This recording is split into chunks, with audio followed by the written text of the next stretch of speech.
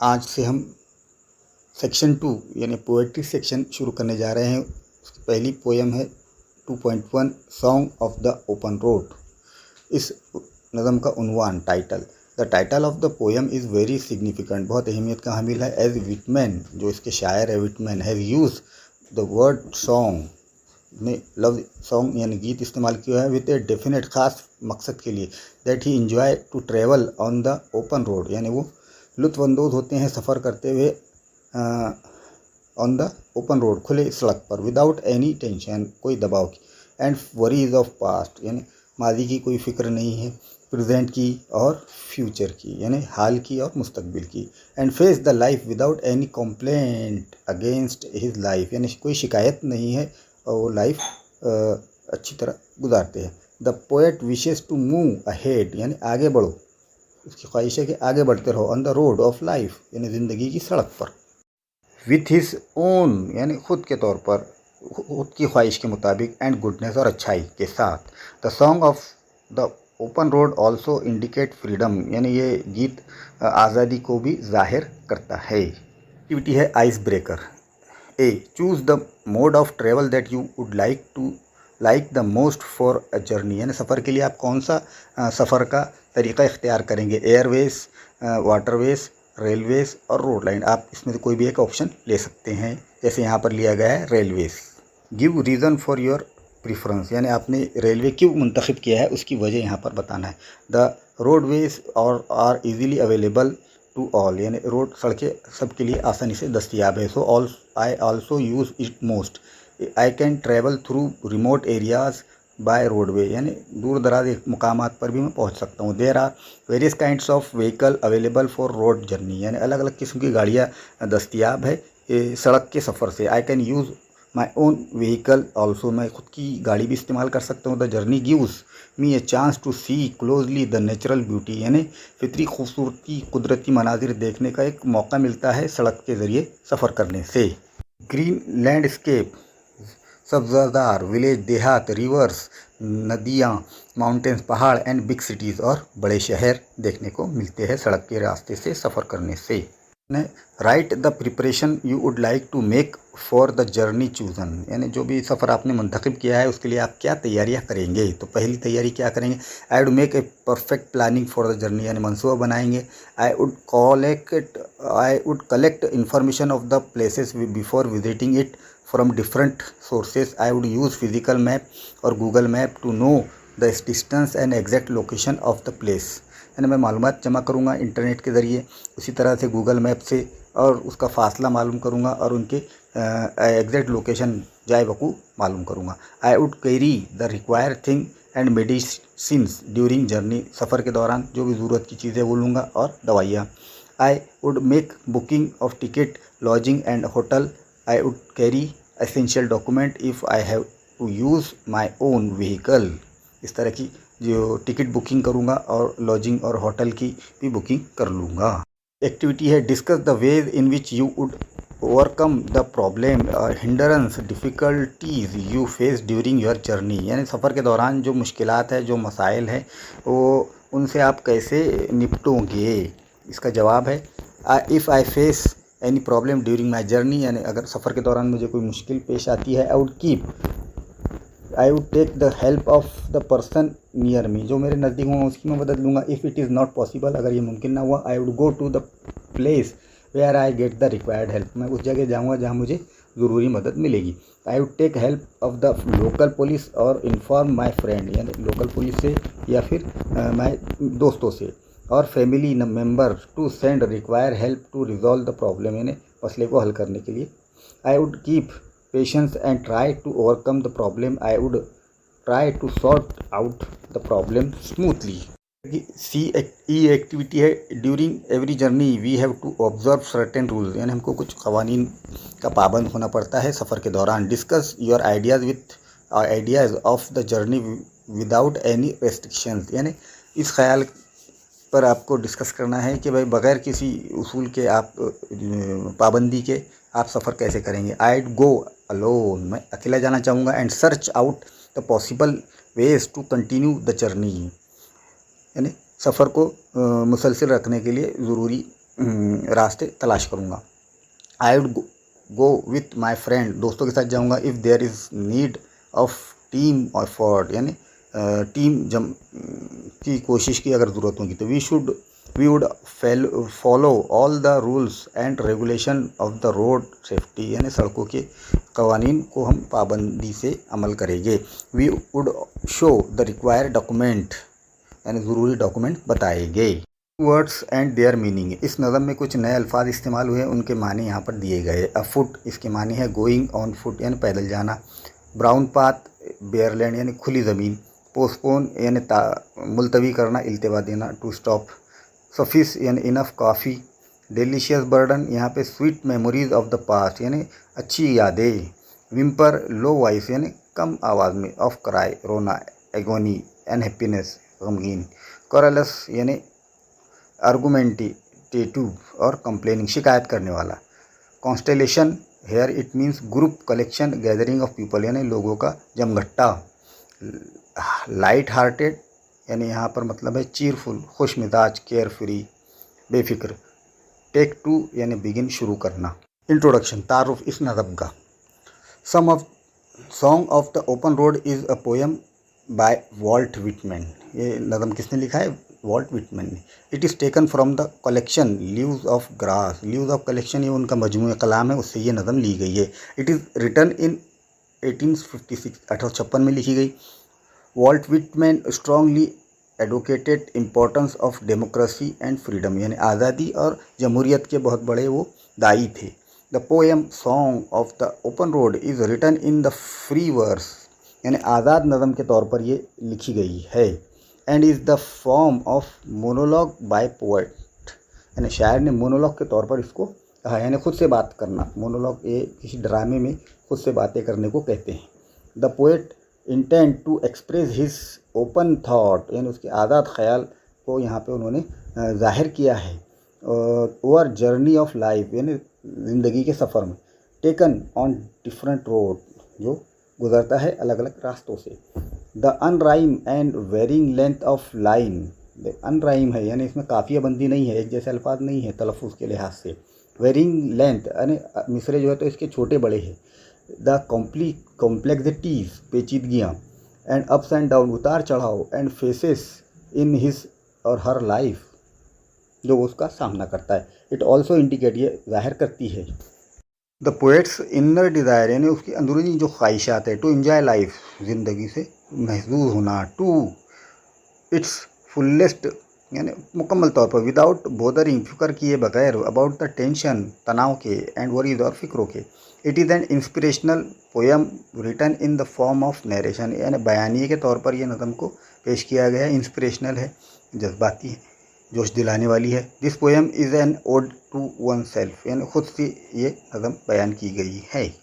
Poet Whitman, यानी शायर Whitman के बारे में। Walt Whitman was an American poet, American poet है, शायर है। ये एसेइस्ट यानी मजमून नवीस है। एंड जर्नलिस्ट, और पत्रकार है, सहाफ़ी है। He is often called the father of verse, free verse, यानी उनको फ्री वर्स, आज़ाद मिसरों के बानी भी कहा जाता है। He was born on Long Island में पैदा हुए इन 1819, 1819 में। Grew up in the New York, और पले बड़े हुए न्यूयॉर्क में।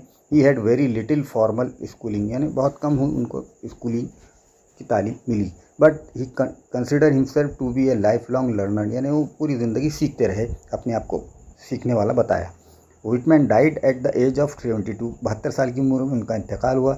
आफ्टर सफरिंग स्ट्रोक इन 1982, 1892 में उनको स्ट्रोक आया, यानी दिल का दौरा पड़ा। His poem O Captain, my Captain, and his poetry collection Leaves of Grass are the remarkable literary work, यानी अदबी जो है तो वर्क है उनकी अदबी तसानीफ़। My Captain, Leaves of Grass, ये उनकी नामवर मजमूए हैं।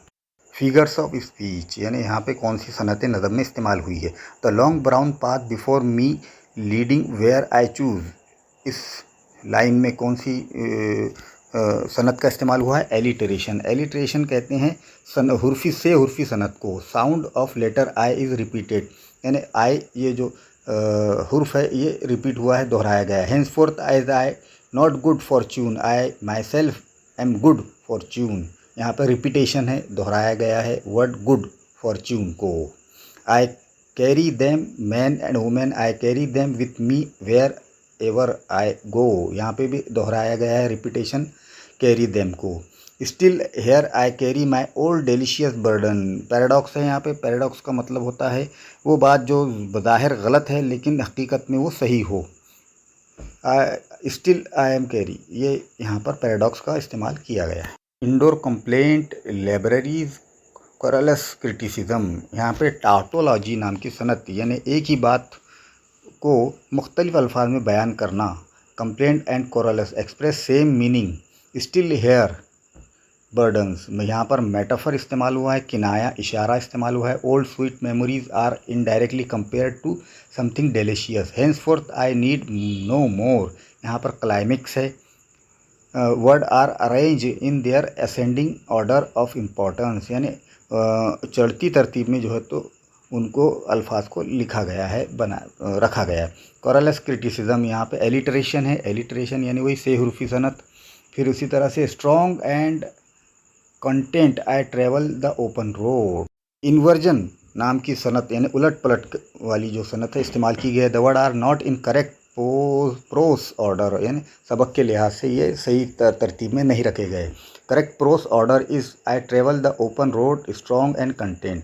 आई am filled with them and I will fill them in return, यहाँ पे रिपीटेशन है यानी दोहराया गया है द वर्ड फिल ये लफ्ज़ को।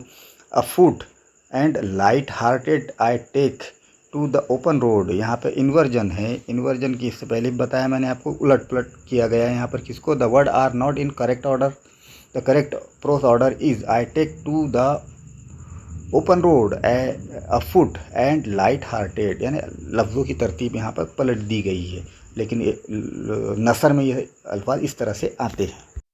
Done with indoor complaint libraries querulous criticism, यहाँ पे क्लाइमेक्स है। Ideas are arrange in ascending order, यानी चढ़ती तरतीब में है। सॉन्ग ऑफ द रोड ये यहाँ पर पर्सोनिफिकेशन है, हुस्न तालील यानी बेजान शय को इंसानी खूबियों वाला बताना। फिर non living object road is shown singing, यानी भाई जो रोड है वो गाता हुआ बताया गया है।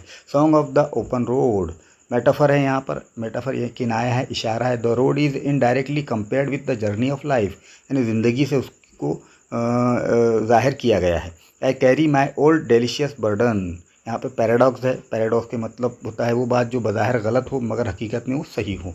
Burden are describe as delicious, it is absurd फजूल। A burden can not be delicious, यानी तनाव कभी भी मीठा नहीं हो सकता, मज़ेदार नहीं हो सकता। The poet has use this combination of word to express that he has many sweet memories of people अरे लोगों की कई अच्छी यादें उसके साथ वाबस्ता है। स्पेशल फीचर्स, इसकी ख़ास जो वस्फ है औसाफ है क्या है। The poem is written in very simple and effective language, यानी नज़म को बहुत आसान और मौसर अंदाज में ज़बान में लिखा गया है, बयान किया गया है। Which is easy to understand, यानी समझने में बहुत आसान है। As it is written in free verse, यानी आज़ाद मिसरों में लिखी गई है, कोई काफिया बंदी नहीं है। देयर इज़ नो राइम, यहाँ पे काफिया नहीं है। स्कीम मीटर भी नहीं है, पैमाने भी नहीं है। Length of line and stanza are not equal, यानी बंद की जो लाइनें हैं मिसरे हैं वो छोटे बड़े हैं। It has 4 separate stanza, 4 stanza है, 4 बंद है इसमें। The first stanza contain only 3 line, पहले स्टेंजा में पहले बंद में 3 लाइनें हैं। The other stanza 2 stanza contain 4 line, दूसरे 2 बंदों में 4 लाइनें हैं। In the last stanza poet uses parenthesis, यानी आखिरी जो तीसरा जो स्टेंजा है उसमें ब्रैकेट का इस्तेमाल किया है शायर ने। To separate himself from the world needs, यानी अपने आप को अलग करने के लिए ज़िंदगी की ज़रूरतों से। Phrase like light hearted and querulous criticism are interesting, यानी दिलचस्प है ये चीज़ें। इमेजरी तस्वीर कशी यहाँ पे अच्छी की गई है। Such as constellation and brown colour are noteworthy. Figure of speech such as alliteration, metaphor, repetition, paradox are impressive. मौसर है ये कुछ सनतें जो शायर ने इस नज़म में इस्तेमाल की हैं। इस नज़म का मरकज़ी ख़याल freedom joy of free life, यानी आज़ादी और लुत्फ़ आज़ाद ज़िंदगी का। Optimism are the major theme of this poem, यानी ये अहम मरकज़ी ख़याल है थ्रू आउट द पोएम, पूरी नज़म में। द पोएट इनकरेज हौसला अफजाई करता है the reader to be true यानी पढ़ने वालों के लिए क्या हिदायत करता है, हिम्मत और हौसला अफजाई करता है कि सच रहो, सच यानी सही बात करो, टू देमसेल्फ खुद से, एंड लिव ए फ्री और ज़िंदगी गुजारो आज़ाद, and enjoy the freedom of life यानी ज़िंदगी की आज़ादी का लुत्फ़ उठाओ। Although his life is not free from obligation and trouble है, हालांकि उसकी ज़िंदगी भी उलझनों भरी थी। He encourages everyone to live their dream यानी उनकी जो ख्वाब है, ख्वाबों में ज़िंदगी गुजारो। लिविंग द ऑब्स्टेकल बिहाइंड, जो भी रुकावटें हैं उनको पीछे फेंको। मोरल ओपिनियन यानी इखलाकी राय क्या है इस नज़म की। Teaches us to be optimistic and happy, ये नज़म हमको सिखाती है कि हमने ऑप्टिमिस्टिक होना चाहिए और हैप्पी होना चाहिए, खुश होना चाहिए। We have everything including freedom, हमको सब कुछ मिला है, आज़ादी मिली है, अपॉर्चुनिटीज़ मौके मिले हैं। इट इनकरेजेस अस, वो ये हमारी हौसला अफजाई करती है। To enjoy the life in healthy and free world यानी सेहतमंद ज़िंदगी गुजारने के लिए और आज़ाद दुनिया में ज़िंदगी गुजारने के लिए। इट मोटिवेट, ये हमको बढ़ावा देती है। Us to fill our heart यानी हमारे दिल को भरने की, विथ इमेंस प्लेजर यानी बहुत ज़्यादा खुशी से हमारे दिलों को हम भर दें। इस नज़म का आसान जो ट्रांसलेशन है, तर्जुमा ये है, चला मैं मन चला, खुशनुमा और उमंग भरी दुनिया है, मिट्टी से लिपटी राह पर मंजिल है वहाँ जहाँ मैं चलूँ, चला मैं मन चला, चला मैं मन चला।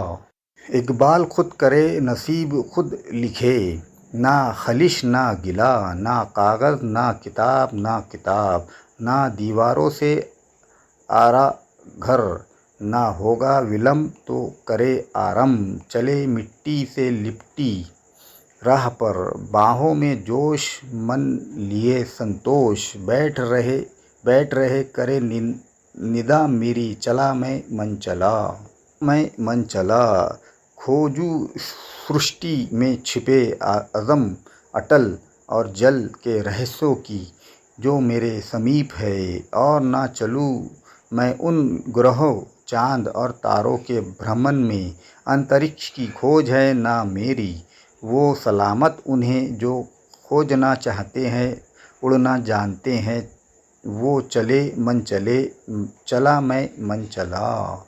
लिए अतीत का बोझ है लजीज जो, उसमें लदे हैं नज़्म ज़ख़म कुछ लोग, अजीज़ कुछ अपने कुछ पराए, मानो यकीन मेरा ये सामान, मैं ना छोड़ ना तोड़ सकूँ चाहूँ फिर भी, हर मोड़ पर मैं उसे ना हटा पाऊँ, ना मिटा पाऊँ, यह ना हो पता मुझसे, बोझ अतीत का बैठ चला है हर मोड़ पे, और मैं हर मोड़ पे उसमें इजाफ़ा करता चला हूँ, चला मैं मन चला। इस नज़म की मॉडल रीडिंग और एक्सप्लेनेशन वजाहत हम आइंदा वीडियो में देखेंगे।